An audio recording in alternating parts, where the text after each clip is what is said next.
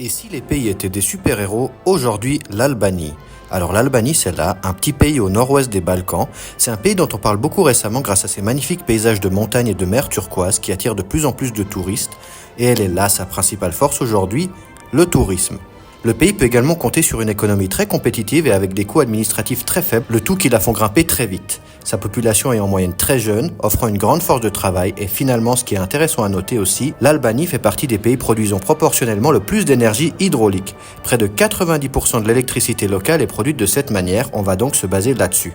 Notre héros tire son pouvoir de l'eau et devient surpuissant, musclé comme une montagne et obtient une endurance surhumaine quand il est en contact avec de l'eau. L'Albanie a cependant des faiblesses, notamment sa petite taille et sa petite population, ce qui est évidemment un frein à son développement et qui n'est pas aidé par la fuite des cerveaux.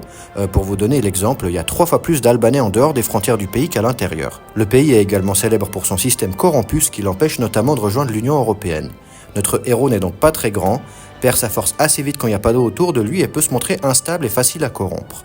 Le peuple albanais a une histoire et une identité unique, ce qui les rend très fiers et identitaires. Ils ont carrément un signe avec leurs mains que vous connaissez forcément s'il y a une diaspora albanaise autour de vous, même une toute petite. Le pays est également très résilient, après des siècles de différentes colonisations et un régime communiste super brutal. Et pour finir, l'Albanie est un pays multireligieux, entre musulmans, orthodoxes et catholiques, où la religion majoritaire change régulièrement.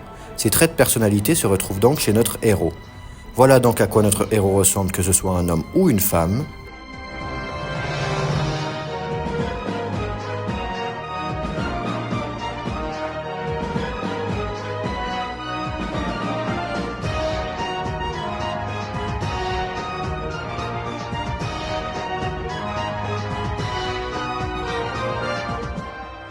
Et en se basant sur les noms et prénoms les plus communs en Albanie, son identité secrète est Ardit Hoxha si c'est un homme et Anila Hoxha si c'est une femme.